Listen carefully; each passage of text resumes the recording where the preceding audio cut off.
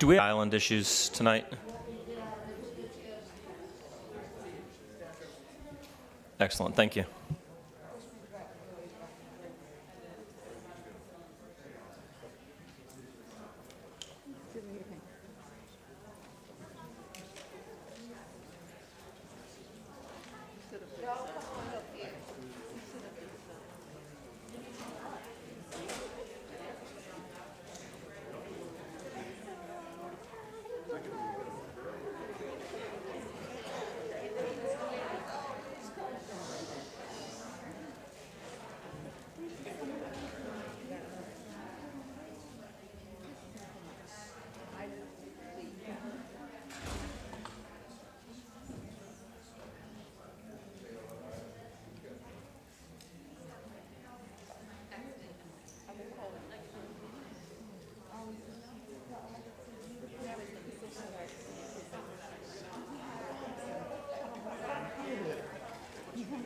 Take care of Mama. Trying to take care of you. Oh, wow.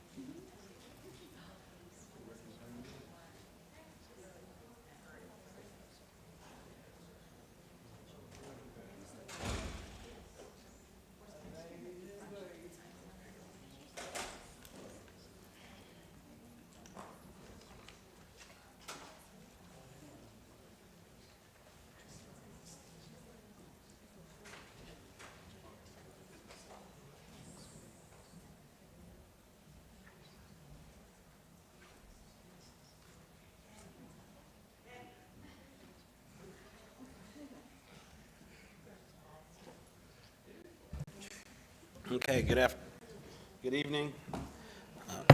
Call to order. Board of County Commissioners meeting, September 2nd, 5:33 p.m. Please turn your cell phone to the vibrate, silence, or off setting. The Board of County Commissioners allows any person to speak regarding an item on the agenda. The speaker is limited to 3 minutes unless otherwise determined by the chairman to allow sufficient time for all the speakers. Speakers shall refrain from abusive or profane remarks, disruptive outbursts, protests, or other conduct which interferes with the orderly conduct of the meeting. Upon completion of the public comment period, discussion is limited to board members and questions raised by the board. Commissioner Berry, you have the invocation tonight? Yes, sir. Thank you. Pastor Joel Trike from Pine Woods Presbyterian. Thank you very much for coming down. And then Jeff, you have the pledge? Yes, sir.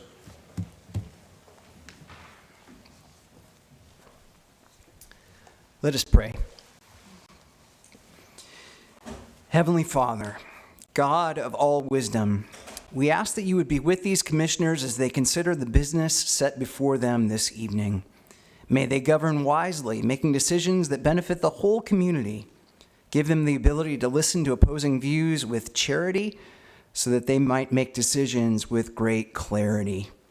Give them courage, the courage to hold fast to their deeply held convictions, the courage to do the right thing even when the right thing is not the most popular thing. May they never choose compromise over fidelity in their service to this community. Give them love for the poor, the marginalized, and the oppressed. May Escambia County be known as a place where neighbors help neighbors. And Lord God, tear down the dividing walls of hostility that so often separate us from one another, that we might be one, a community of harmony and peace. Give them humility, the ability to recognize that you are God and we are not. And yet may they also remember that you are a God who often draws straight lines with crooked sticks. Above all, give them the heart of Jesus, who came not to be served but to serve, and gave his life as a ransom for many. Grant this, Heavenly Father, along with the forgiveness of our sins. Amen. Amen. Please join me in the Pledge of Allegiance. I pledge allegiance to the flag of the United States of America and to the republic for which it stands, one nation,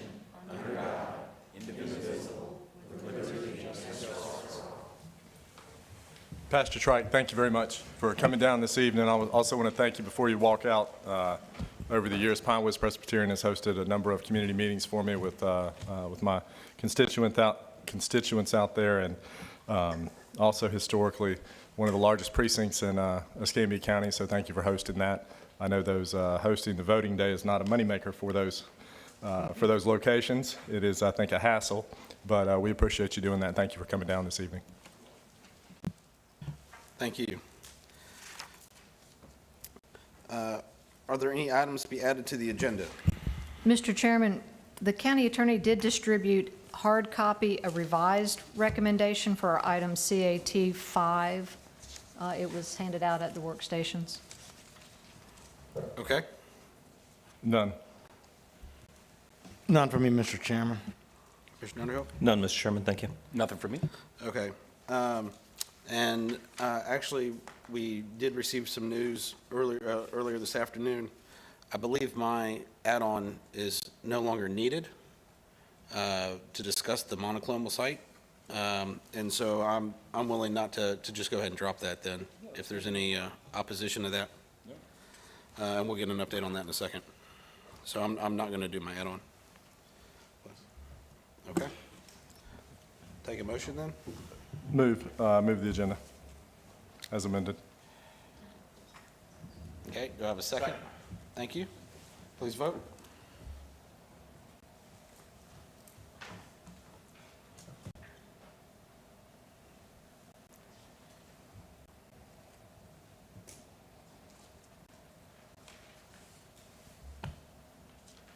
Motion passes 5-0. And actually, before we do the Commissioner's Forum, I would like to go ahead and take the proclamation, because it seems like we have some guests here, and in light of the young lady getting this proclamation. So, Commissioner May, would you like to do the honors? I'll go ahead and take a motion on the proclamations. Second. All right. We'll just do a hand thing as Commissioner May's walking off. Passes 5-0.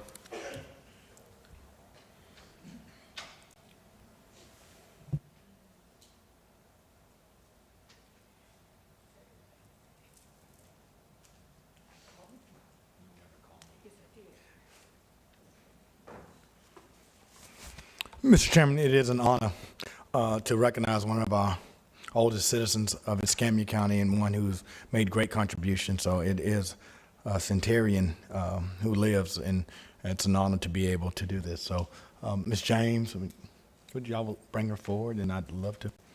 And who else would like to join? Please join. I know there are a lot of supporters and a lot of friends and family, and you're all welcome to come up as we present this. My man.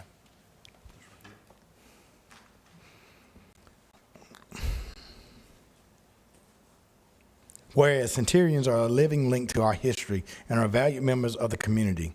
By recognizing the significant achievements and outstanding service of centenarians of Escambia County, we will contribute to the attainment of community vision by creating awareness and value for our citizens. Whereas Ms. Ida Mae Blunt Lee was born on September 25th, 1921 in Evergreen, Alabama. Ms. Lee is one of 12 children and the last surviving child. Whereas upon the age of 17, Ms. Lee moved to Pensacola, Florida to work at the Woolworth department store as a pastry chef.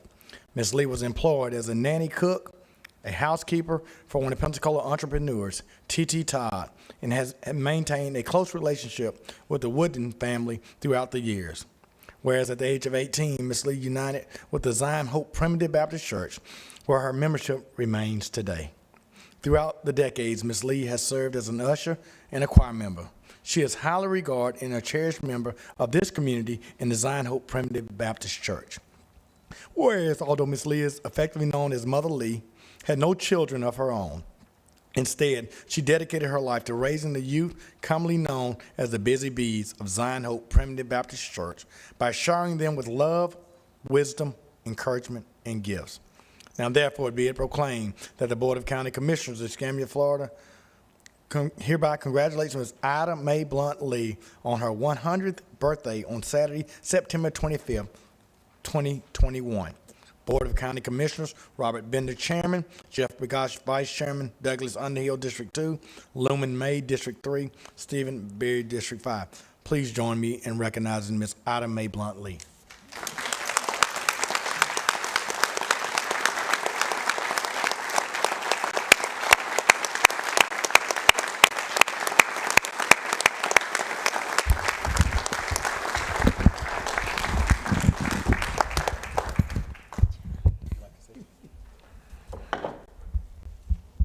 I thank God for this opportunity to be down here with friends and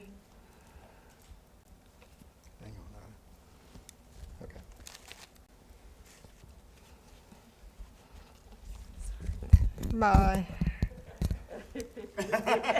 Give me those glasses. my lawyer, Joe Hamilton. Mr. Hamilton, would you come here? I'm here, sweetie. Oh, I love you. You've been my everything, everything. You've been my everything, Betty. This is my niece. She sees about me. She calls me and think about me. Come on over here, Mama. I calls her Mama, comes with the children walking around behind me. Me whoop here, and I had to go to saying Mama. Yeah, so good to me. You're so good to me, Mama. You and Daddy sees about me real, real good. We love you. God bless you. God bless you. God bless you. Yeah. Yeah, when these little eyes is closed, I'm going home with Jesus. Going home and rest. Going home and rest. Yeah, that song's there. Coming home. Coming home. Lord, I'm coming. I'm coming home. On my way. Oh, yes. Yes, sir. I'm on my way. Lord, I'm coming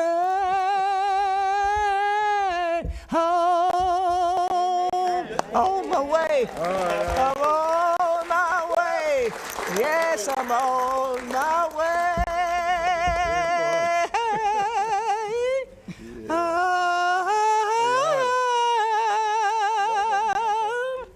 They got a meeting to do, Ida. Lord, hold my hand. Don't let me fall. Going home to rest. All right.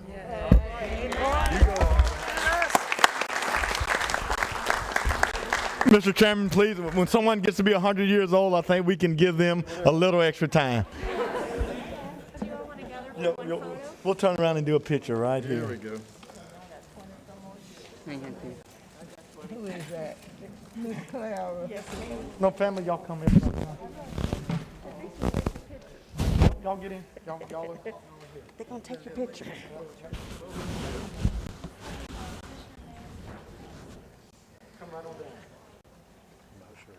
That was a beautiful song. I'm kind of skinny, so I can get it.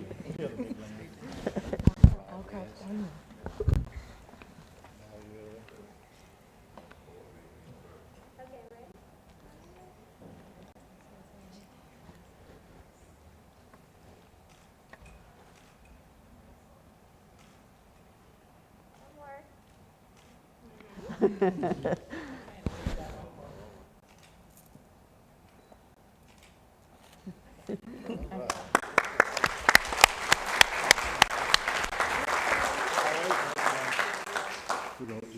Okay, good. God bless you. Okay.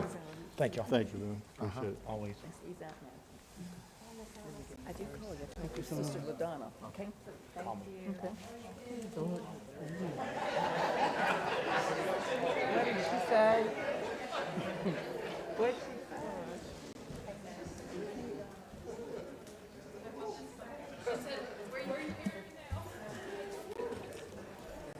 And Mr. Chairman, we do want to thank the Deltas and Ms. James and all those who made this possible in Design Hope Primitive Baptist Church and that entire family. Thank you so much.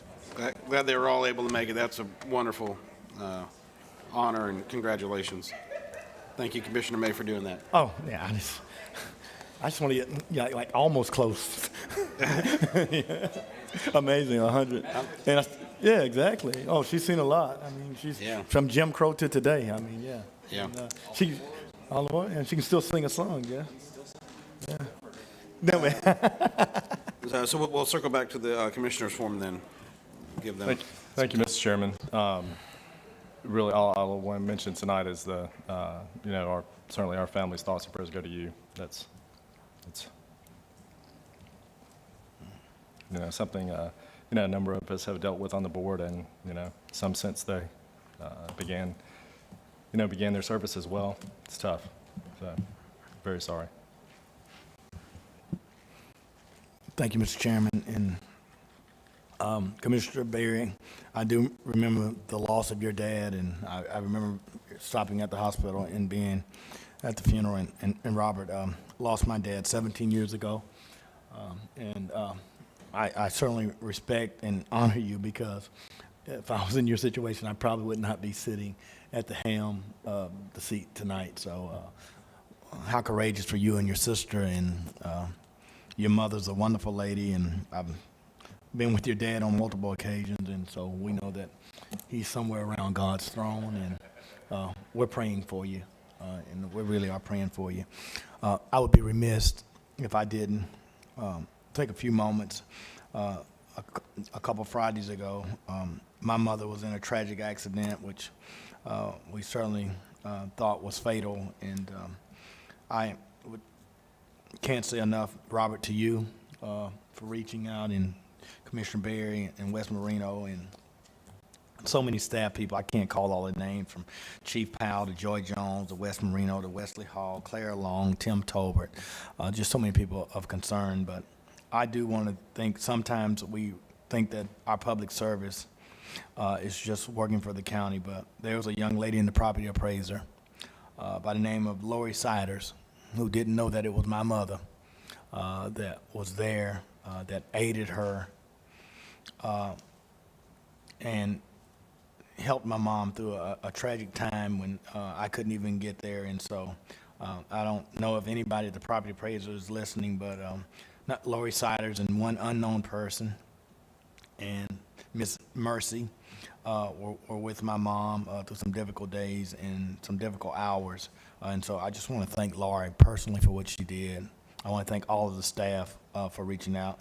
I want to thank our EMS drivers there. Please convey my message to them on a scary moment at noon when you thought that you've lost your mom, to find consolation in knowing that we have some great public safety servants who just care about consoling families. So from the bottom of my heart, from my siblings, from my family, we thank Escambia County, and we thank Baptist Hospital, although we know we have difficult days ahead, and things probably will never be the same. We are very grateful for the love that Escambia County Public Safety and Baptist Hospital and the emergency. I see Jen Grove there. Jen, the work that Scott Raines and Mark Faulkner did for my family will always be remembered and never go unnoticed. So thank you so much. Thank you, Mr. Chairman. Thank you. Commissioner Underhill? Nothing for the good of the whole. Thank you. Thank you. Commissioner Bergosh? Commissioner Bender, I'm going to echo the sentiments of Commissioner Berry and May. And, 10 years ago this month, I lost my mom, and 3 months later, I lost my dad. So I understand how you feel, and also just express my appreciation for you stepping up and sticking with it and coming to the meeting. That says a lot. But you and your family are in my prayers. Thank you all. I appreciate it. Thank you to all the staff that have reached out, everyone in the community that's reached out. Commissioner May, again, over the last 6.5 years, we've had to rely on our public safety department probably more times than I can count, more times than I'd like to wish to count. But well before I took this position. They were always professional and great. And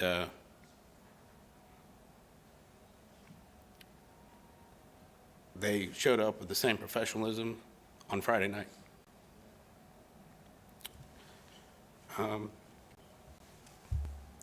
But just one of those times where it was his time. So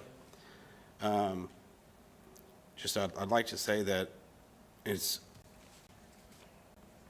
been my honor to be here these last 2.5 years. I appreciate everyone that has gone up to him and acknowledged and recognized the job that I'm doing and have done, because that he was able to be proud of me. And that's what you always hope for. And this has given me the opportunity to let him see. Even if he couldn't be here, he was able to watch on TV and see the work that we are doing. And I'm very grateful for that. I'm also very grateful that I got to have dinner with him on Thursday night, as this was unexpected, and my family was able to all have dinner with him on Thursday or Friday night. So we are very grateful for that, and I really do appreciate everyone that has reached out and shared their thoughts and prayers with myself and my family. It does mean a lot to us, and thank you so much.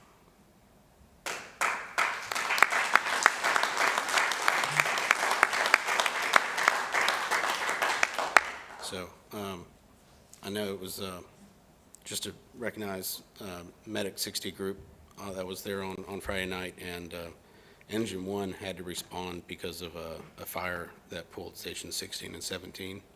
And so I do appreciate everyone that came down and helped, and it was greatly appreciated. So thank you. Thank you. Mr. Chairman, Yes, sir. as I look out and I see Mr. Stokes, who called me right in the midst of when I was going through it. And Mr. Stokes, I appreciate that phone call. It was a tough time when you made that phone call, and I appreciate your kind words. But we also lost a intern. Dr. Percy Goodman was a longtime African-American doctor, and his granddaughter interned with, not interned, but did summer youth program for the last 4 or 5 years since the exception, and lost her battle to COVID at a very young age. And she lost her life, and the funeral will be this Saturday at St. John Divine Missionary Baptist Church. She worked over in Human Services in the CRA. She also worked in the attorney's office for a brief moment, and she's also worked in the community center. And so to the Goodman family, a long-standing family in this community, we continue to lose lives to COVID, and regardless of what the adversaries or the opponents say, we encourage people to be safe and realize that certainly lives are lost due to this pandemic and this deadly disease. And Mr. Chairman, our prayers, as they go out to you, they also go out to the Goodman family. Thank you for allowing me this time. Thank you. And I would just like to share one thing that that he knew I was working on. I did have to step out and take a couple phone calls on Thursday after evening when I was over there. But we did announce earlier, and I appreciate the board allowing me to go ahead and do that press conference today. Of course, it was not my intent to have to cut short the agenda review, but it was something that was scheduled by the Navy and wanted to honor their partnership in this. But we did announce earlier today that the 75th anniversary Blue Angels Homecoming Air Show will be moved to Pensacola Beach over the same dates of November 4th, 5th, and 6th, with the flyovers on the 3rd. Due to COVID, the beach does have more space for everybody to spread out, enjoy the air show, and so I really appreciate all of our partner agencies, the Santa Rosa Island Authority, Visit Pensacola, and then also Jessica Lee with Kia Autosport, to continue her sponsorship to really make sure that we could allow this to happen. As you're aware, the Santa Rosa Island Authority and Visit Pensacola did not have an extra air show planned in their budget this year. But we really think this is going to be a great experience for everyone who wants to come out. We really do appreciate working with the Pensacola Naval Air Station on this and realize that it is only our way to help assist in the celebration of the 75th anniversary of the Blue Angels, give them a great homecoming air show for the team that has endured so much. These guys that have been there for 3 years, some of them, either with the cancellation of last year, the terrorist attack in 2019, and so I hope it means as much to them as it means to us, and I really honestly think it does. So we will be having another air show in November, and we'll hope to see everybody out there. Wes, do you have any comments? And actually, after Wes, I want to call Eric up. So, Commissioner, I was just going to echo the same thoughts and prayers to you and your family. thank you, thank you. And as we talked about it this morning, I do want Eric to come up and maybe share a little bit of news that we received late this afternoon. The add-on that I was planning to discuss was how we could cover a monoclonal antibody infusion center in Escambia County. And I don't necessarily want to get ahead of anybody, but because it was on the agenda today, I think we need to just understand where we So I are. want to give you an update to the monoclonal test or antibody site. You guys instructed me this morning to put a request into the state DEM for us to host a site here, state-sponsored site, and late this afternoon we was approved for the site. We're working on the logistics, getting everything nailed down. Once we get all those things done, we'll absolutely advertise it and get that out for the public. But it'll be another avenue for people who have COVID for early treatment to get them through it as quick as possible. Thank you, and thank you for your work on that. Thank you, sir. All right, thank you, Board. Written communication. Let's see. I am not showing any speakers on this. Okay. I can run through this. I believe it's in District 3. Yes, ma'am, please. Okay. The owner violator is Samuel Rivers, and this is regarding 2408 West Lakeview Avenue.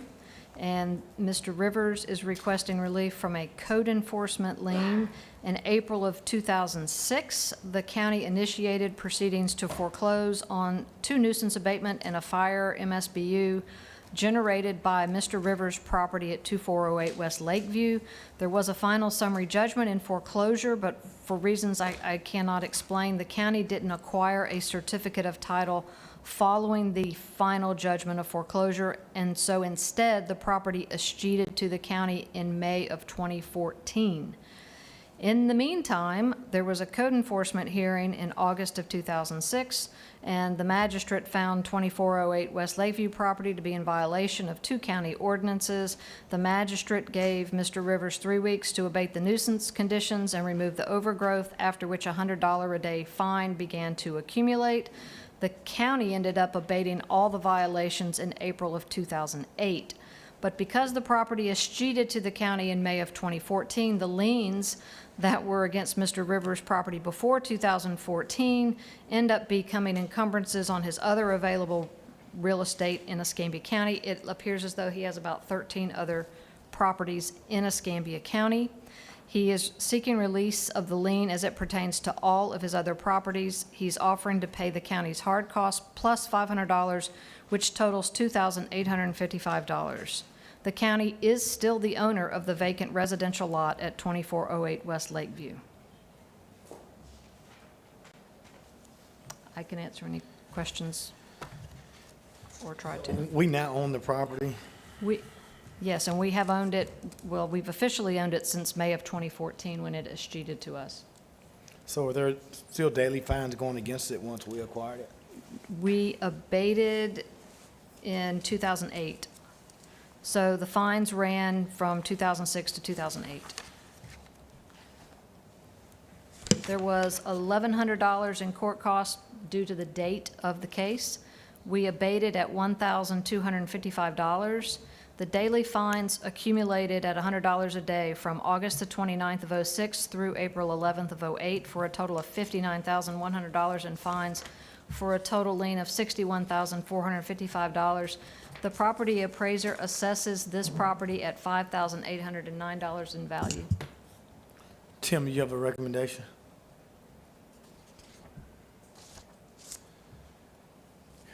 I don't have a specific recommendation. No, sir. He's offered to add $500 in the mix for a total of $2,855 in exchange for release of all of his properties from the lien. Matt, Go ahead, what are Mr. the amounts of the MSBU's and things like that that also are not, I don't, But those were foreclosed. That's what we used in the foreclosure action. I can look it up. Let's see. because I know when we discussed it, there were a few things that we wanted to make sure that we did not release. Is that an accurate statement? So what you don't want to do is you don't want to forgive an MSBU. You don't want to, my advice We is. can't forgive an You MSBU. shouldn't, in my opinion, if it's going through. There is a process by which you can claim an MSBU has been inappropriately calculated. There's a method by which that can be appealed. But down the line, I would say don't just go in and forgive a fire MSBU. In this particular case, what they're asking for relief from is the code enforcement lien. So the fire MSBU is relevant in that that was what was used as part of the original foreclosure. But in the end, it ends up coming to us not by foreclosure, but instead by escheatment. So I'm not especially concerned about the fire piece of this. In this case, in another circumstance, I would be, but. Robert, I mean, I'm probably not most comfortable with this, but to get to $2,800, and we now own the land, we're probably not going to get much more out of it in attaching the liens. So I probably would move, to accept the $2,800. I mean, I don't know who negotiated the $500, Allison, that they offered, or did They we offered that. or, So I probably would move to accept the $2,800. It's $2,855 that they're offering in exchange for release of his other 13 properties from the lien. Second for discussion. Okay. Commissioner Earnshaw? Thank you, Mr. Chairman. So how much is owed on the back taxes on the fire tax? That was part of a foreclosure action, so I would say at this point, in my opinion, I don't think that's. That's completely null and void, non-existent. Right, so there was a foreclosure action, and there was actually a final judgment of foreclosure back in 2006. Which would have erased that tax burden, that tax debt. In theory, it should have extinguished all of those liens. Understood. Okay, Tim, the remaining 13 properties that are encumbered by this lien, There's no outstanding NOVs on any of the properties. Did we add those properties back up? Where are those properties located? Have we looked at those properties? They're not in the backup. but you have reviewed those properties and there are no outstanding violations on those properties? Correct. Has someone physically taken a look at all those properties? No, sir. To make It's sure. based on, because there was 13, we did a file search and confirmed that we don't have any cases on any of those properties. That satisfies my questions, Mr. Chairman. Second stands. What's the value of the property? 5,000 something. So the property that it occurred on, the county now owns.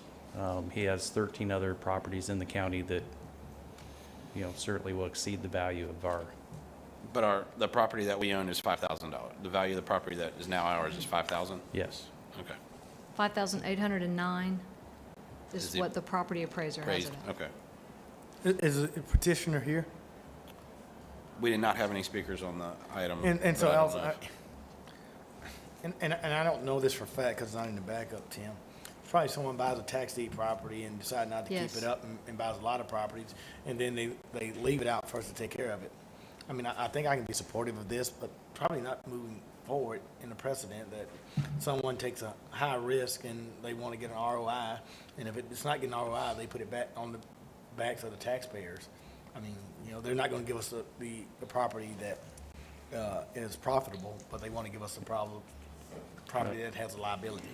Well, I will offer just that on a case that required us to spend $1,200 on abatement, for it to be left untouched for 2 years is disappointing. So is that 1,200 included in the 2,800 that we're Yes. getting back? Yes, sir. So there's no other cost that we need to recuperate? It's mean, the- even in staff time, I mean, I want to recuperate any cost that we put into this. This will recover all the hard costs associated with the case. Motion stands, Mr. Chairman. Second stands. Second stand. Any further discussion? So just, Madam Attorney, affirmative on this vote? You don't see any issues?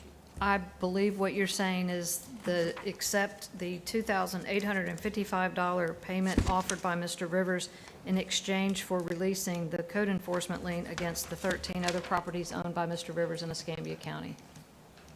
I think that's a legally legitimate motion in course of action. Thank you, ma'am.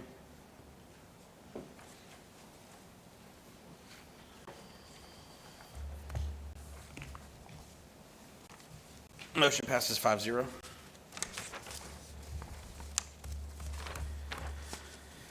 Did the clerk's office receive the proofs of publication for the public hearings? Mr. Chairman, the clerk's office has received all proofs. Okay. Move to waive the reading. Second. Please vote.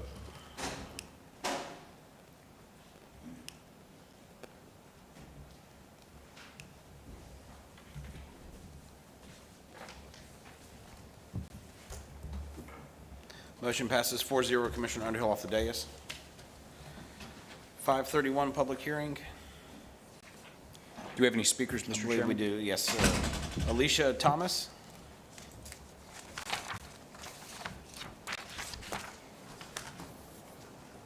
Okay. I can't sing like Miss Ida Mae Blunt Lee, but hello, thank you. My name is Alicia Thomas, Taylor Thomas, and I'm here requesting that the county vacate a portion of unopened and unused right-of-way known as Sunny Ridge Lane that lies between Wiggins Lane and Hornsby Drive. This is approximately 144 foot long, around 66 foot wide, and it joins my property, 3359 Hornsby Drive, to my sister's property, 3326 Hornsby Drive.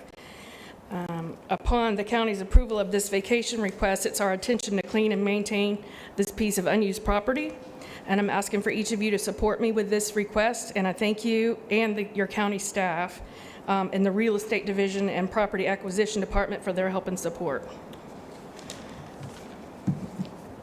All right, thank you. Mr. Chairman, were there any more speakers? No, sir, that was the only speaker. Move the 531 A, B, C, and D. Second.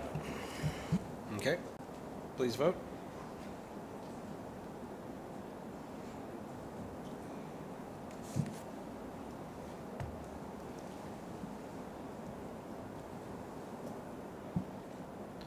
Motion passes 4-0. Commissioner May off the dais. Thank you, ma'am. The 532, we do not have a speaker. Commissioner, staff request to drop the 532 public hearing. Okay. Move that we drop the 532.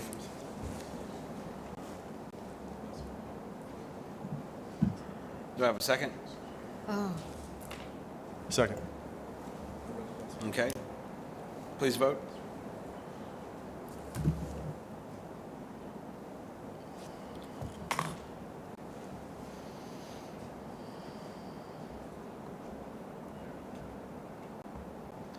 Motion to drop the 532 passes 4-0. Commissioner May off the dais.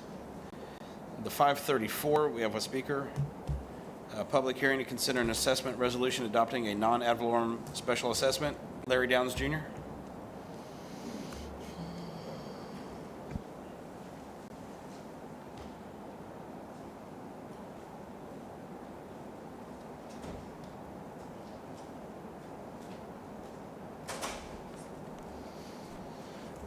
Yeah, I just seen this on there, so I'm not real familiar with it. Larry Downs Jr.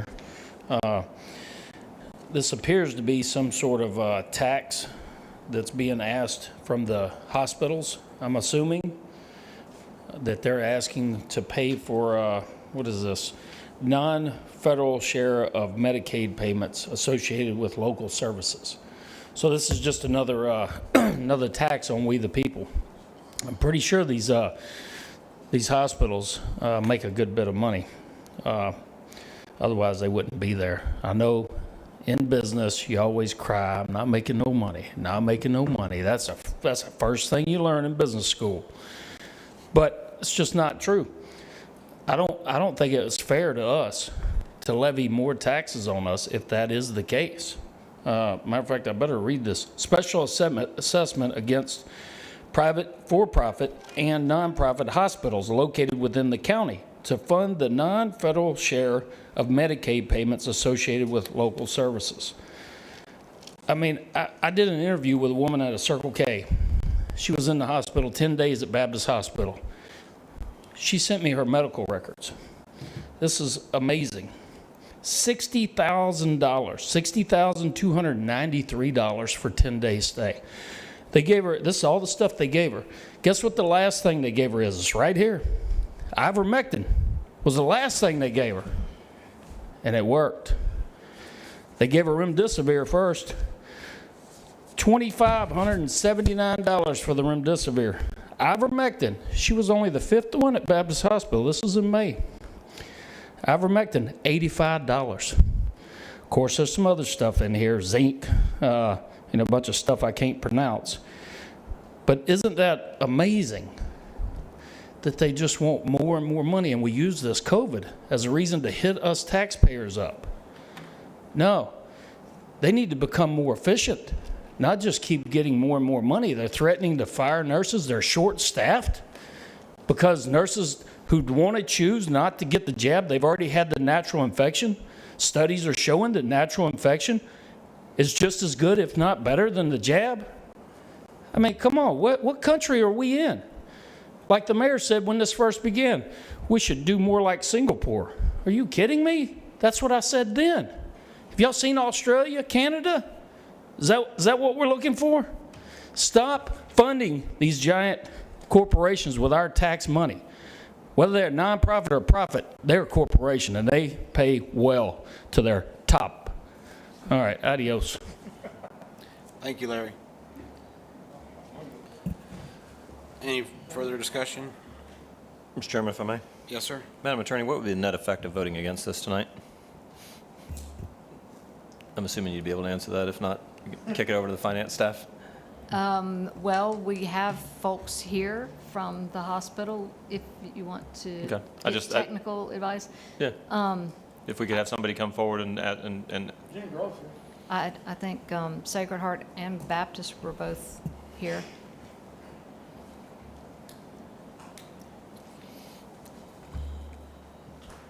Hi, everybody. Yeah, Thank you thanks. for having us tonight, and thank you for passing the ordinance in April that brings us to the resolution today. Today, in Florida, on average, hospitals are able to be reimbursed 70 cents on the dollar for Medicaid, for serving patients who are insured with Medicaid.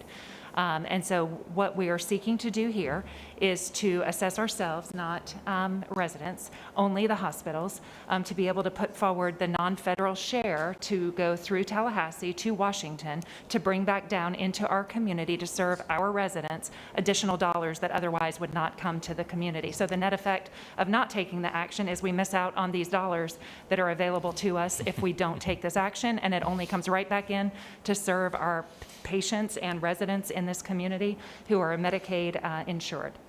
Thank you very much, Mr. Chairman. And that was really what I wanted to get out. That's the kind of thing you learn when you actually read the material. And it was important to me that the citizens watching at home recognize why we're making the action that we're making. Thank you. Move the item in the affirmative. Second. Okay. Commissioner May? No. I saw Dawn Rudolph in the back with Jules, and just want to recognize Dawn and thank her for all the great work she does in this community. Thank you, Dawn. Good seeing you. Okay, any further discussion? Please vote.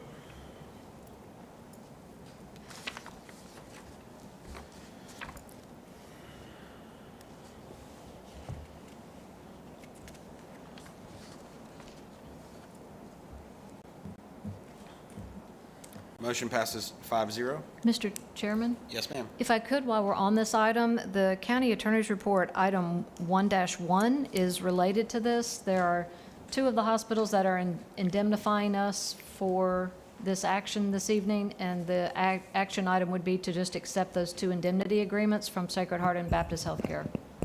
I'll go ahead and take the item if that's what you're requesting. So moved. We do not I have any think they would speakers. appreciate it. Second. We don't have any speakers yet. Any further discussion? Please vote.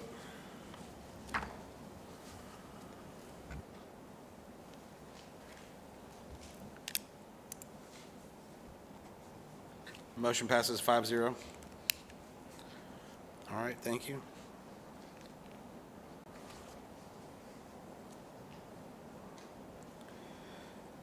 Clerk and Comptroller's report.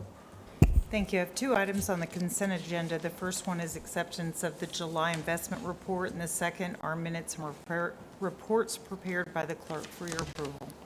Any speakers? No, sir. Move the clerk's report in its entirety. Second. All right, please vote.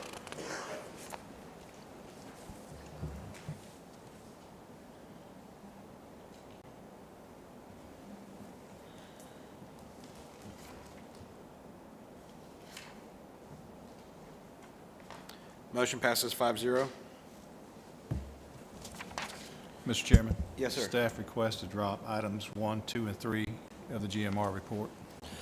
Move that we drop items 1, 2, and 3 for the reasons stated in the agenda review today. Second.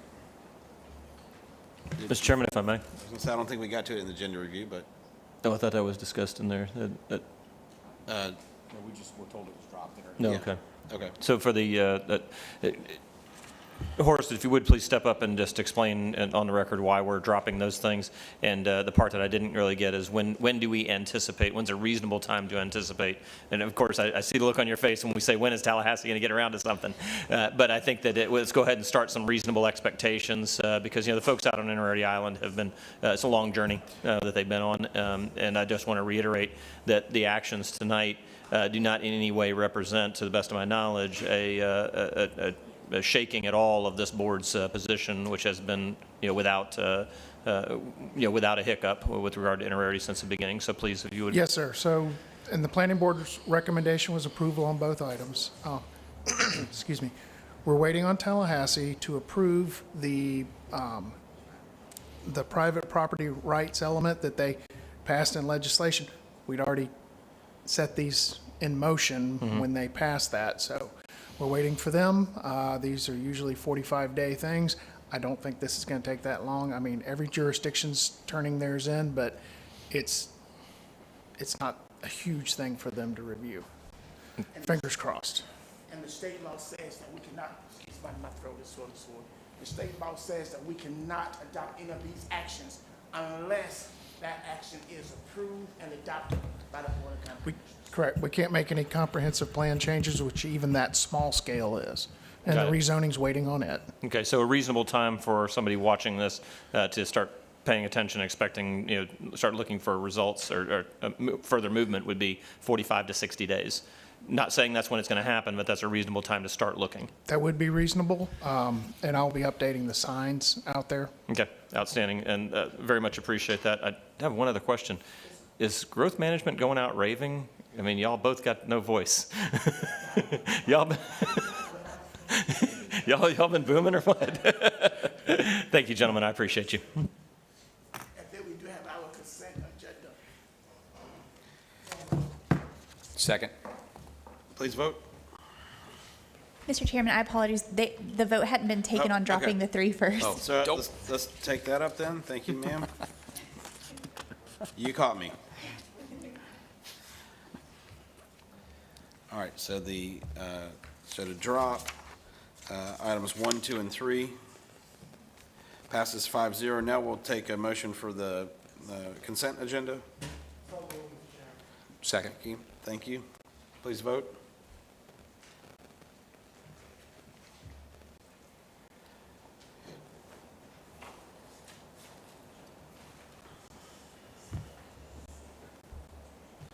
Motion passes 5-0 for the consent agenda. County Administrator's Report, CAR 1. Mr. Chairman, there are 12 items on the technical public service consent agenda. There are no changes. Do we have any speakers on any items? I'm just refreshed to double check. We do not have any for CAR 1. Move CAR 1. Nope. I'll second it, Jeff. Okay. All right, Mr. Chairman, before we vote, Yes, sir. do you mind?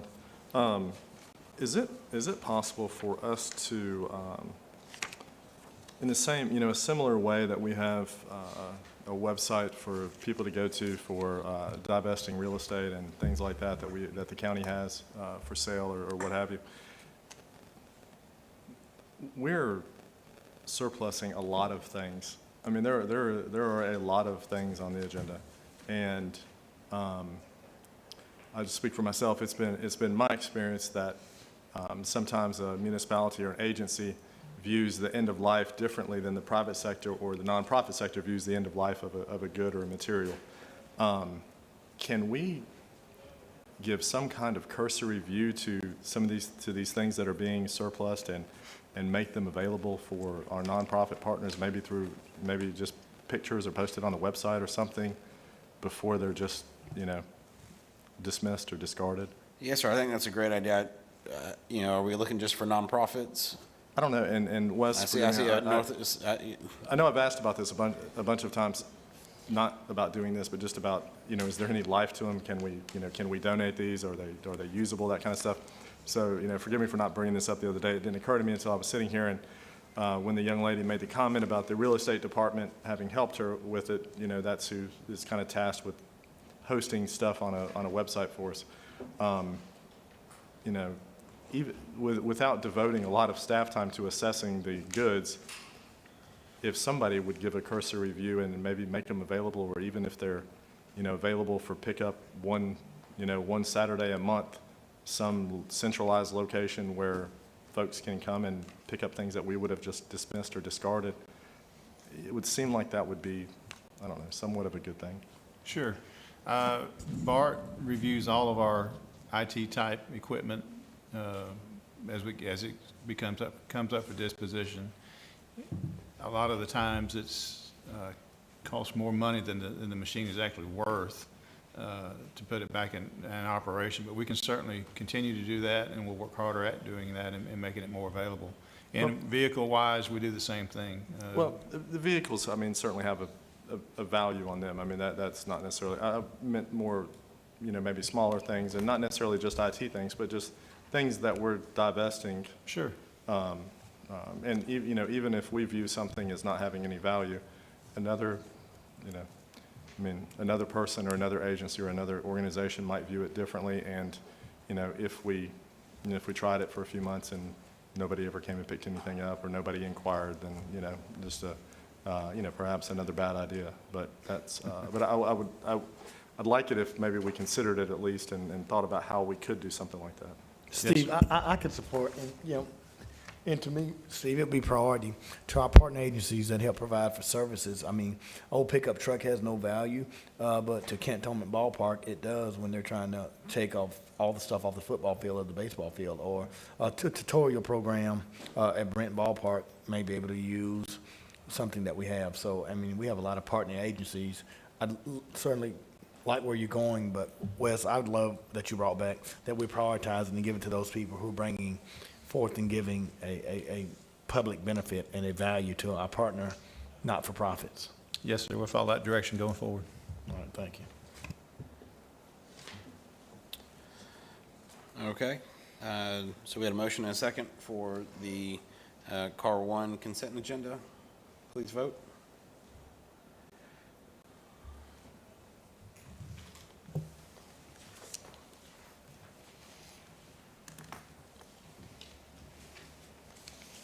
Motion passes 5-0. Mr. Chairman, if I may? Yes, sir. I want to draw everybody's attention to item number 8 that we just agreed upon unanimously. It's yet another step in what I believe has been a unanimous vote of unanimous votes with regard to base encroachment and mission protection of the naval bases. They happen to be located in my district, but they are, they certainly don't belong to any one of us any more than they do the rest. Jeff, I know you work on one of the bases. They certainly affect all of us. And as much as our press loves to focus on the things that we disagree on, and certainly that makes for great press, this board's unanimous behavior of protecting our bases against encroachment. That was CAR 1. We're about to take it. That's CAR 2-8. Did I get ahead of myself? Yeah, we're not on budget and finance. There I am. Sorry about that. That's okay. You're welcome to go ahead.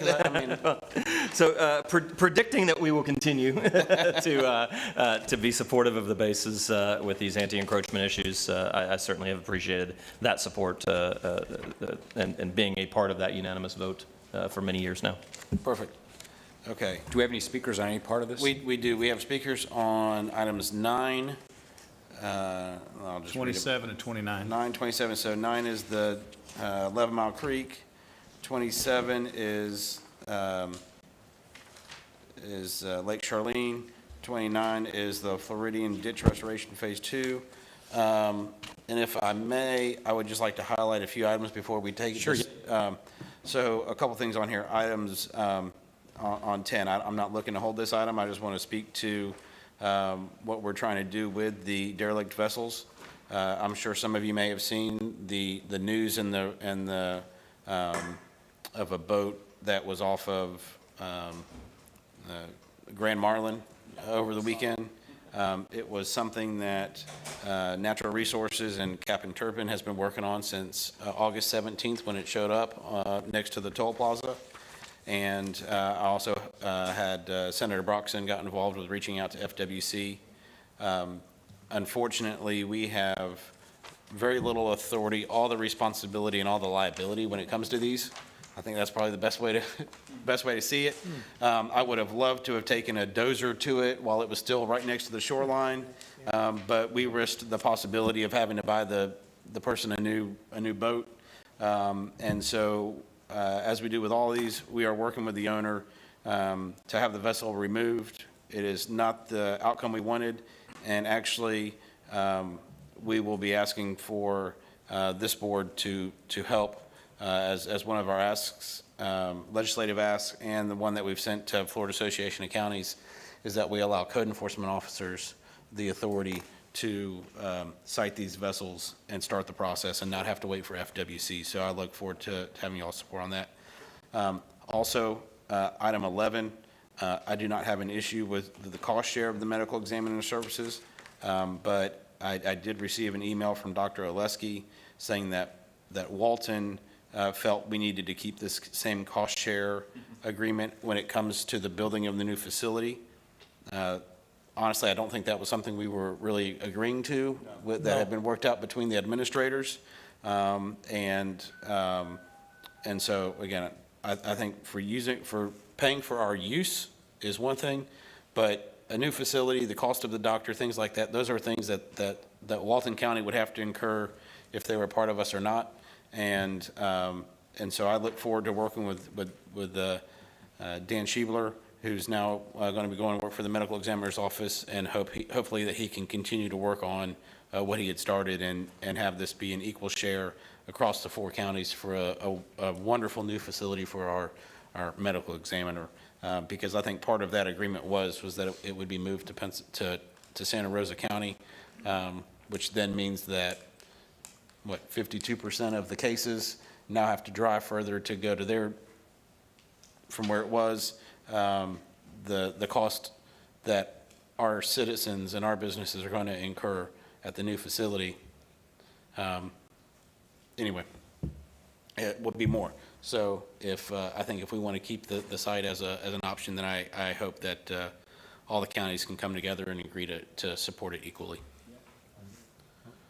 Commissioner May? No, that's what I move the balance. Okay. I did, and I'm not going to hold it, but I did have a question. I don't know Wes can answer it, or I see Tanya Rodriguez.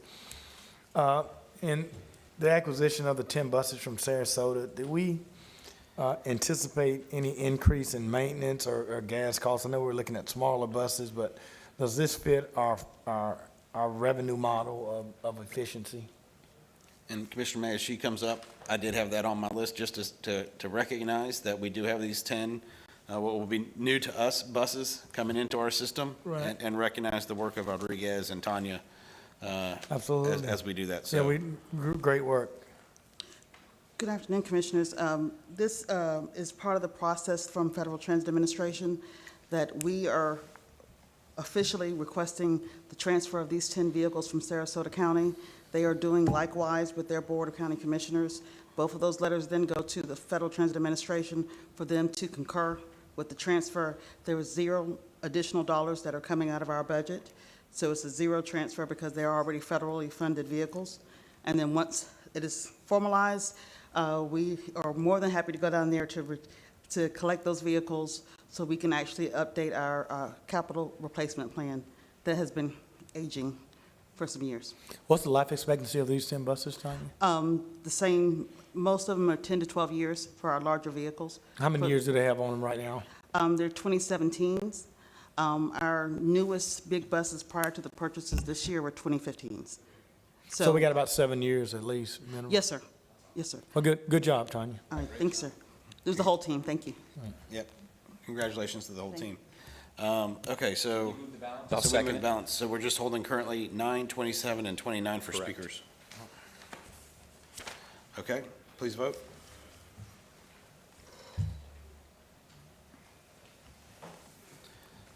Hey, Chris. Motion passes 5-0. Dawn, I know you had a request, but we've got, I think it's one speaker ahead of you, so, okay. Item 9 is the recommendation concerning the acceptance of amendment number 2 to the U.S. Department of Treasury Notice of Award in the amount of $955,000 for the 11 Mile Creek Regional Ponds Project. Chris Kerb. Thank you, Commissioner. Chris Kerr, 599 Somerset Drive, Pensacola, Florida. I'm with Flood Defenders. I'm not going to go through that spiel. Commissioner May, I'm sorry to hear about your mother. You're in my prayers. Your family's in my prayers. Same thing with you, Commissioner Bender. Your whole family's in my prayers. I'll be real brief. First of all, I support this agenda item. Normally, when I come up here and speak, I try to have residents standing up for me before I get up and speak. There's 160 residents in Bristol Park that flooded in April and Sally. And this is a good project. You got a lot of work to do in 11 Mile Creek Basin. So I just wanted to get up and say the Flood Defender supports this. I'd like to see y'all build a lot more regional ponds in there. I believe the master drainage plan has about 11 of them identified.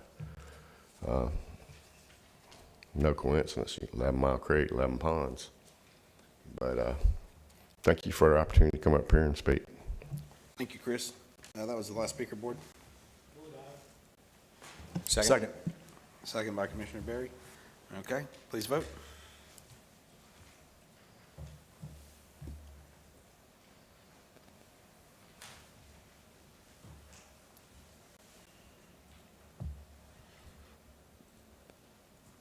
Motion passes 5-0.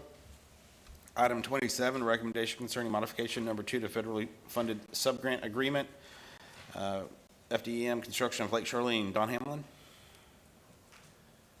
Good evening, commissioners and staff. I'd like to offer our condolences and prayers on your loss, and Commissioner May on your mother's recovery.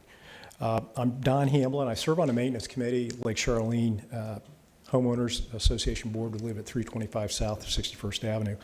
On the 25th of March, you approved the stormwater easement to allow us to go forward to FD&M and FEMA to reinstate and reschedule the project. And we're asking for your approval of that construction agreement from FEMA. It's been a long process, almost on the 1-year anniversary of the last major flooding event from Hurricane Sally. I personally was raising the gate during the outer bands from Hurricane Ida, and I look forward to not having to have that responsibility in the future. I'll just remind you, it's a simple project. It will double the outflow by adding 2 additional 60-inch pipes, and it gets rid of the movable weir gate, a big source of failure. It adds a concrete weir, and it lowers the lake by 9 inches in order to provide 4.1 million gallons of additional staging. So why is the project right? 82% of homeowners voted in favor when we did the vote in the community on our CNRs for this project. It protects all homes from a 50-year event and 75 homes from a 100-year event. And we think it will outperform that based on some additional engineering discussion that we've had about relieving hydraulic back pressure and additional improvements the county's put in above us and below us. It's fully funded. There's no cost to the residents. There's no cost to the county. It can be bid and built in about 11 months. So for next hurricane season, September 10th, prime, hopefully we'll have this thing in, and it would just be a godsend. It's not vulnerable to blocking. The current system is a hybrid system which has open ditches, and we did have significant blockage after Hurricane Sally. So this will alleviate that in the new system. And then finally, as I said, I won't have to raise that doggone gate anymore, and it will just be a simple, low-maintenance, safe system that will protect our community. And I thank you, and I ask for your approval. Thank you. Chris Kerb? Thank you again. This is another good project. I worked on this project from day one when I worked for you guys. Don took all my thunder. So I'm in support of this project. Just wanted to remind y'all, I believe Allison can tell you about it. The drainage easement has a phase 2 condition that you get kicked off on that one too. I believe there's money in LOST 4 identified for that. So that's the Bridle Trail, Lake Charlene Phase 2. Just wanted to remind you of that one. I support this. Thank you. Thank you, Chris. I'll just make sure we don't have another speaker. Okay, no, we don't. All right, that was last speaker board. Mr. Chairman, if I may? Yes, sir. Thank you. Hey, Lumen, one of all the things that you just heard there, 4.5 million gallons of additional storage, staging of water, of stormwater. Where the stormwater goes from here, Forest Creek. So one of the things that I really love about this program is that additional 4.5 million gallons of storage before it pops off. And besides that, you have a controlled release of the water instead of quickly filling up and then dumping. And it's that fill up and dump that has caused us so much trouble at Forest Creek. This is one of the few storms I didn't see at Forest Creek this time. I mean, I think we probably were passing different, we're getting it better. It certainly is nowhere where it needs to be, but I know our first responders were driving by constantly and making sure that as soon as there was a need for them, that they would be there. And I was actually very impressed with how the Jones Swamp watershed handled what was a fairly significant storm. So with that, I move the item in the affirmative. And then just a question, Doug, I mean, because I kind of try to stay in my lane. It's, because it's of concern to me, of Warrenton Village Forest Creek, the flooding has gotten better or will get better because of this initiative. Absolutely. Absolutely. The fact that it can store another 4.5 million gallons before it pops off is irrefutable. But I will say, and sometime before the end of my season of service, I intend to be pushing forward with the fourth of the major projects in Warrenton, which is the stormwater pond, where the oyster shells are stored there just south of 98. It's recovering a portion of that, of the old runway, and putting in a stormwater retention pond back there in the woods. That will provide an enormous amount of protection for Forest Creek, which is just downriver from that one. So, yeah, So those two things, you feel that, I mean, maybe Wes is nodding his head a little bit, but you think it'll be, we'll have corrective action and the problem will be? It'll be a darn sight better than it has been. It already is because of what we've done in Beach Haven. But until we can get to a point where we can demolish Forest Creek and keep those vouchers here in Escambia County, then our only option is to continue to try to improve the watershed. And this project is certainly a huge step in that direction. Well, if you ever bring forth before you retire the demolition of Forest Creek, you'll have my support. As soon as I can figure out a way to keep those vouchers in town, because I'm certainly not going to pay for letting those low-income vouchers leave our community. So with that, Mr. Chairman, I move the item in the affirmative. Thank you, sir. Second. I'll second it. Okay, any further discussion? Please vote.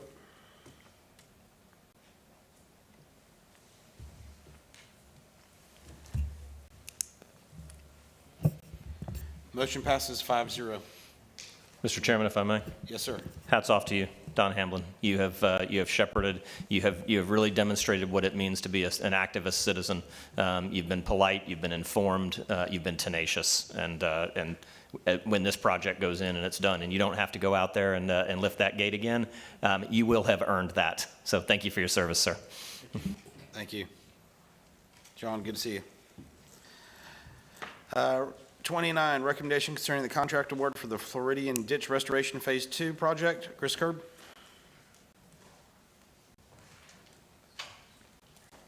This is another one I support. I worked on this one as well. It's really good to see that we're getting money from the federal government to assist in these projects through the Emergency Watershed Protection Program through NRCS. This is actually a Phase 2 in your district, Bagash. One of the things that was good about Phase 1 is it had a borrow pit that the county had donated to, and was donated to the county, and we converted that pit into a stormwater pond. Well, this is the ultimate outfall for it. I'm sure the residents that live along the gully on Sarasota will be more than joyed to see this project come through. I can affirm that they are.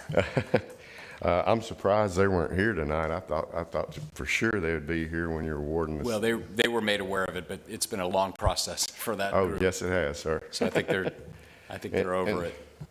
There's a lot of other projects that I see on here that good projects. So, thank you. And there's more coming, too. Thank you, Chris. Well, Okay, board. I will move this in the affirmative. It's a great project, and, this is the part of of my district that had 6 or 7 houses falling into the ditch, folks with young children making makeshift fences in the backyard, and it's been an ongoing problem for about 9 years. And staff, to their credit, went out, and we had to get creative with a couple of different solutions, and we've come to this, which is the ultimate solution. So I just would appreciate the board's support in this, and I move the item in the affirmative. Second. Okay, any further discussion? Please vote.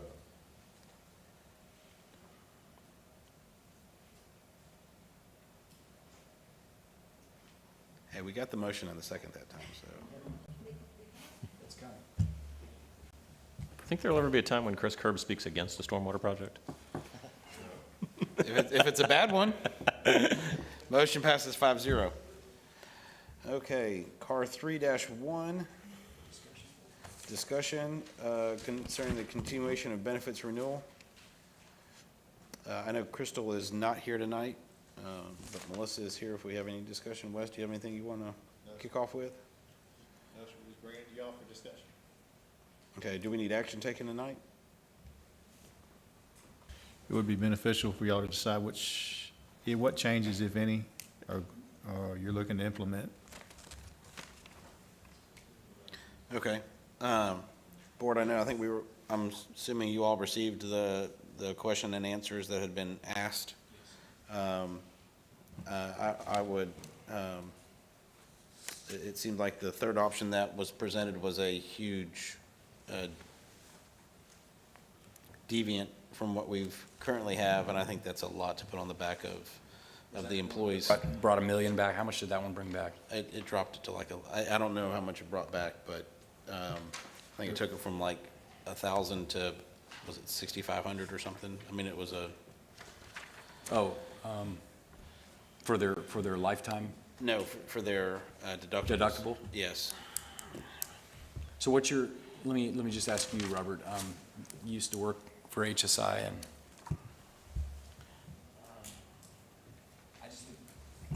in our last discussion, we were looking to try and get about $1 million in savings, right? I think And they brought like 600,000 in savings and plan changes, right? I think what we were, I don't know if we were looking for the million. USI is where you used to. Yeah. I think it's up to us. When I looked at that plan, it looked like the savings per employee that we were going to be getting was not proportionate to the risk that we were having the employee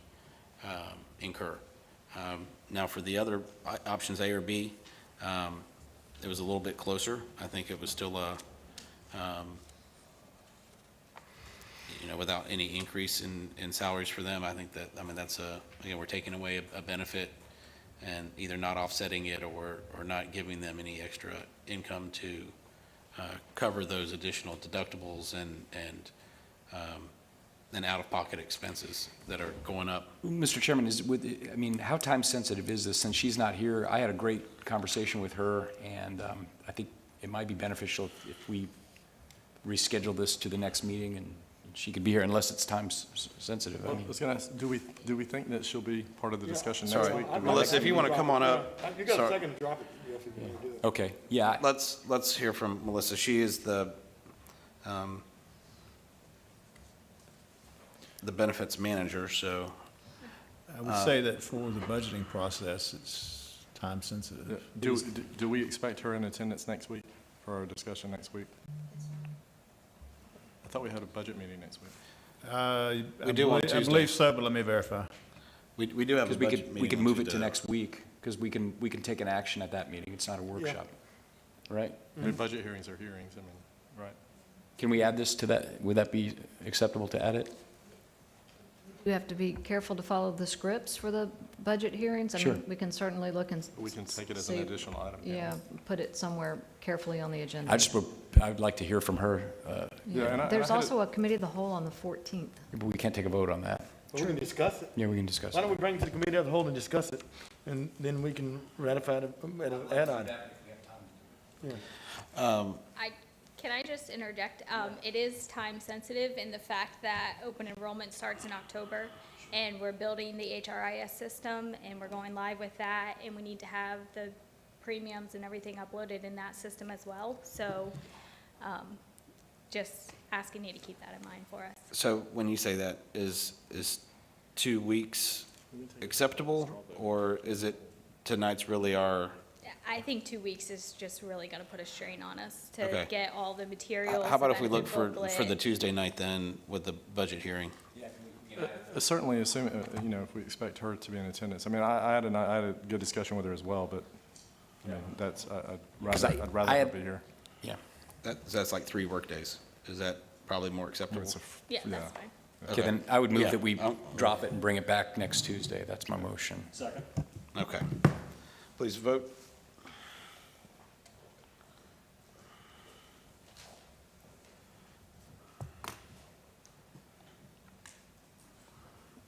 And then, like I said, we did receive some of these extra questions and things like that. Was there anything else that anybody needed from these? Okay. Motion to drop, bring back next Because Tuesday's. you can make a cow a special meeting if we needed to. We got time to advertise it. Sure. I mean, it doesn't have to be a cow.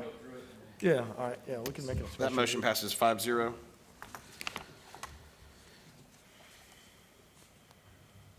Item 2, recommendation concerning incentive pay for volunteer firefighters. We briefly touched on this earlier this morning. I appreciate Representative Salzman being here.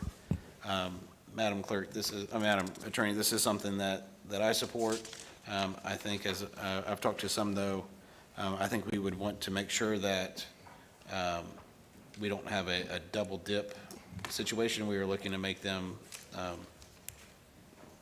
equal to what was received. If there's people that dually would have not been eligible. But other than that, do we have any other parameters we need to put on this? No, I think they should be entitled to the $1,000 check. I mean, they're running calls. And then I would like also to look at a way to recognize the employees that have worked for the last year and a half through COVID. Yeah, I mean, let's just take that as a comment, just a comment that the board makes. I mean, I think all of us support that, see what we can do feasibly.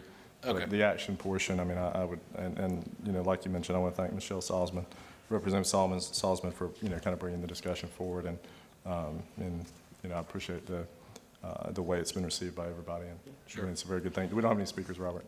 We do not. Okay. Let me double check. All right, I move the item in the affirmative for $1,000 to be paid from ARPA funds. Second. Mr. Chairman, discussion? Yes, sir. I think if the fire chief could come forward, I'm assuming that we've taken a look at this and made sure that everybody who would be receiving this $1,000 did in fact really kind of, I don't know what the minimum threshold of number of calls or number of watches. Yes. Have you taken a look at that? So we estimate between 50 and 60 individuals, they're going to have to make 25% of the annual call load, 96 hours of training. And we've identified some volunteers who have already received the state $1,000. So those who have already received it will not be eligible for the county $1,000. Okay. So yes, sir, we have. So we've done the rigor on that? Yes, sir, we have. Okay. It's my understanding there's a handful of guys who came on board after the deadline? That is correct. And as I looked at it, I didn't see any mechanism while they certainly served equally to their peers. It seems to me that the constraints of the money, there really isn't a model to get over that, is there? No. If I may, I think that's up to us to set. If we wanted, I mean, if a volunteer worked those hours, I think that's up to us to determine if they met that requirement, whether or not there was a hire date. I think for the state, they needed that. Yeah, so that would be the starting point of the discussion, and that's what I was wondering with these guys. If as you've looked at their service, are they qualified to receive this money under the intent of what we're trying to accomplish here? Yeah, that is correct, yes. Within this last year, yes, sir. Okay, so it's your recommendation that was it 6 or 8? I don't remember. Well, the 6 was full-time firefighters, was the number I received. I don't think we can take that up tonight because it's not coming from a stipend. They are considered employees. But I think that as we look at doing something for the rest of the county, we could include those individuals as it's something that we're doing as a county and not following the governor's. And if I could say, I had EMS fall in that same category where I had people start 3 days after the threshold. So EMS fell in that same category as well. I've had some individuals in that area. That state came up with those parameters. That was the state guidelines that we come up, that the state pushed out to us, so we had to follow that parameter, so. Okay, so let me put it in terms that are fairly easy, and that it becomes an open request for you guys. It's my understanding that the action that we have before us tonight will in fact cover all of the employees all of the volunteer firemen who served at the threshold during that period of time. For 25% of the call load, 96 hours training, yes, sir. At or above that threshold. That's Okay. correct. So we have no stragglers among the volunteers. It's either you made 25% in 96 hours or you didn't. All right. That's as simple as we can make it. Okay, so- It follows our longevity policy, which it was pretty cut and dry and it's clear. Everybody knows that policy. So that's why we did it that way. Okay, if you see, after tonight, if you see that we have missed anybody. Yes, sir. I would ask that you be attentive to that and bring that to our attention Fair enough. as soon as you see it. Yes, sir. When you're doing things like this and we're moving at this pace, I know. it's quite possible that you You're could right. end up leaving somebody behind. And when we incentivize performance and leave somebody out, we do more damage than if we didn't incentivize at all. Yes, sir. So I would only ask that you be very attentive of that and bring that back to the board if we have failed. Thanks, sir. Thank Will you. do. Yes, and Doug, on those 6, I did get that text today, and I said, I support trying to find a way to do it when we go back and do the rest of them, but based on what the governor did, I don't think we have any mechanism to write that tonight, as this is a separate, somewhat of a separate issue. Yeah, I recognize that. And I appreciate you being able to have a dialogue about it so that at least it's understood that the answer might not necessarily be no, it's just not yet. Right. Thank you. Thank you. Thank you, gentlemen. Appreciate Thanks, your sir. service. Thank you. And yes, Commissioner Berry, my comment wasn't to be taken into the motion, but rather just hopefully we can find some mechanism and structure to move forward. Any further discussion? All right, please vote.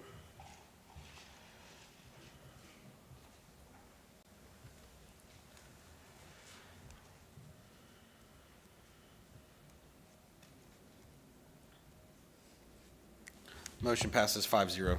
Thank you, Chiefs. Thank you. And Chief Aaron, thank you for bringing it to our attention as well. I think when we all saw the news, we didn't necessarily read the fine print, but we all thought that you all would be included, so glad we could do that. And then we ended up dropping my item on monoclonal antibody infusion. We've already taken CAT 1-1. Items 2 through 5 remain. Item 5 needs to be held separately to allow Commissioner May to abstain. Also, please note, a revised recommendation was distributed, as I noted at the beginning of the meeting, to add a conflict waiver that was requested by the firm. So 5 would need to be a separate vote, but 2, 3, and 4. I can answer any questions. Move Cat 2, 3, and 4 in the affirmative. Second. Please vote.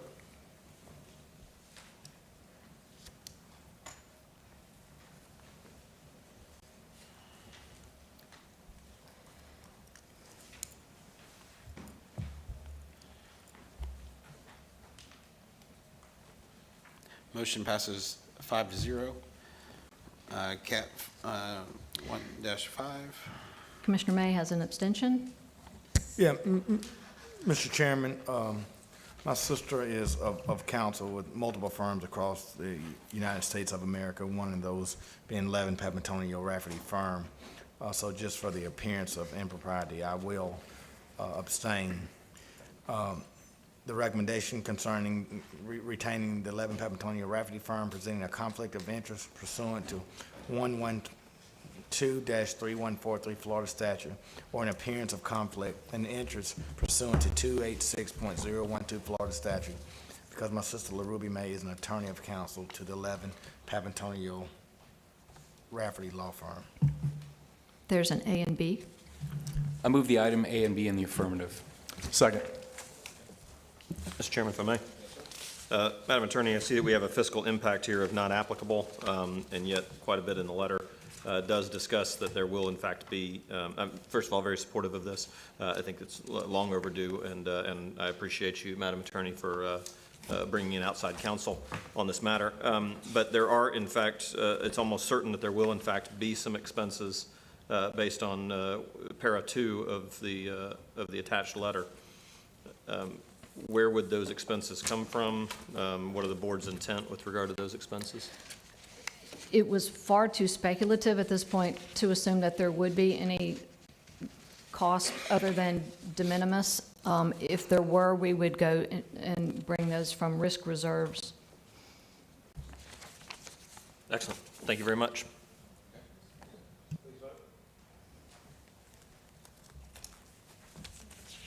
Al. Did you sign and date it? Yeah.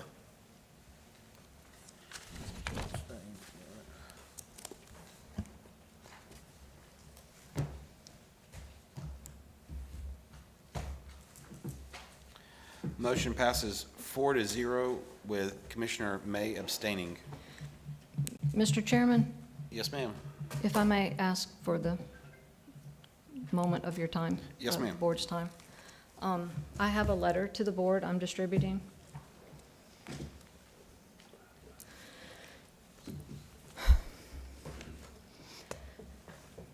Board, you are my employer, and I have been very lucky for many years to have never felt the need to come to you with an employment problem or complaint.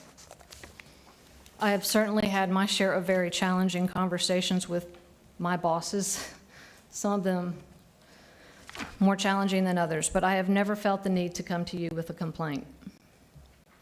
However, unfortunately, last week, I was threatened in a manner by Commissioner Underhill, which you as your employer need to be made aware of.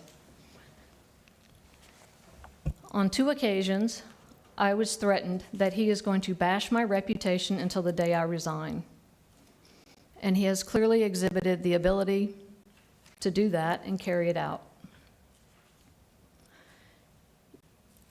The most heartbreaking thing about this is that he's mad at me for doing my job. He's mad at me for requesting an advisory opinion from the Commission on Ethics, which is part of my job. I've even gotten one for him before. We only made the trip to Tallahassee at the specific request of the Executive Director and Assistant General Counsel to the Commission on Ethics, in part because the question was more complex than normal, and also in part because there's a brand-new rule in the Florida Administrative Code that went into effect in December of 2020, and the Commission had never analyzed and applied it yet. I can assure you I far would have preferred to have been here getting my work done. If it had been any of the rest of the 4 of you who had asked me to get an advisory opinion, I would have done the same, including from Mr. Underhill. This is not the way an employer should treat their employee, and I feel it is egregious enough that I wanted it memorialized. And I am not asking you to take any action, but I am asking you to accept this letter with the attachments into the record for tonight. I think that would be an appropriate thing for you to do.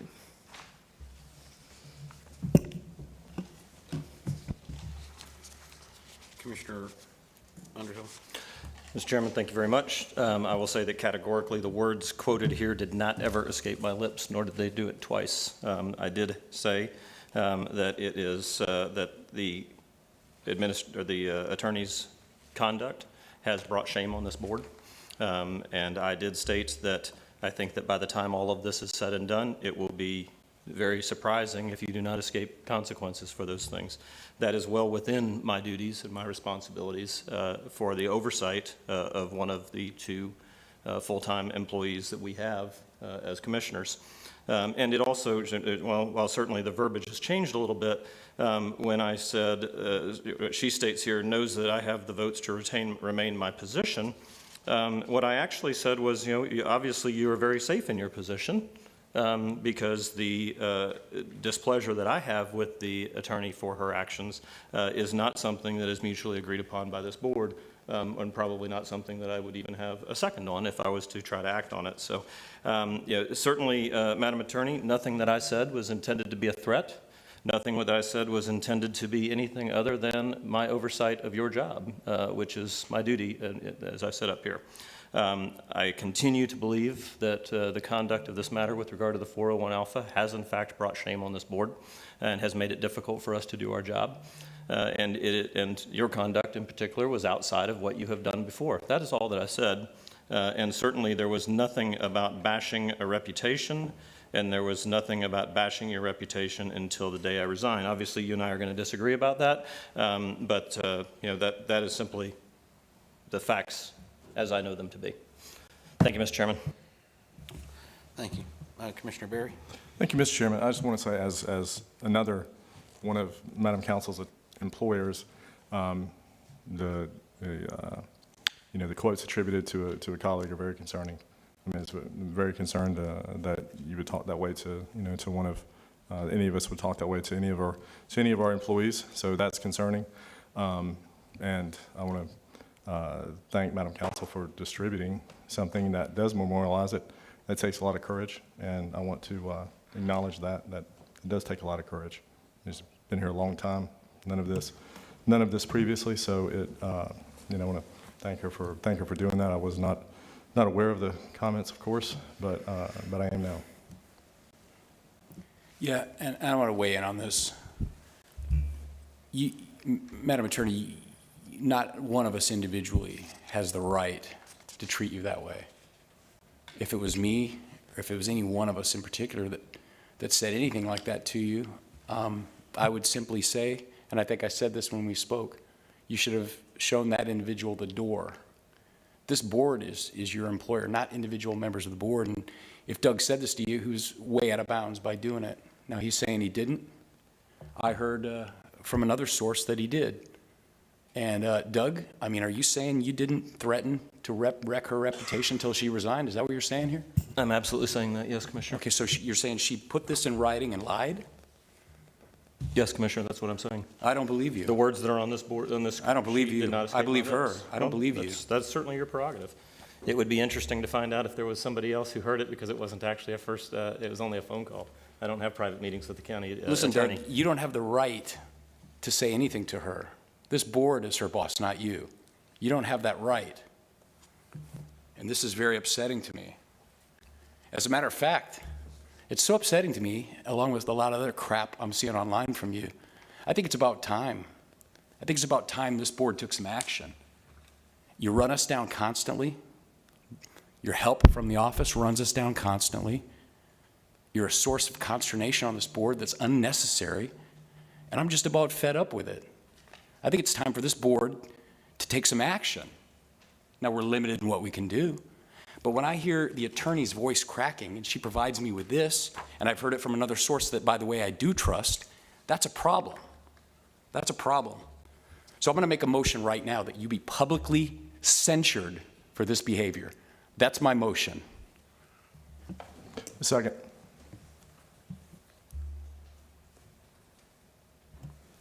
Any further discussion?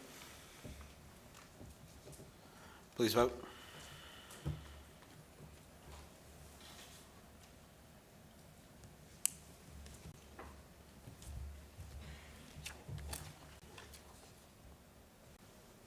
Sorry. Wow, screen locked up.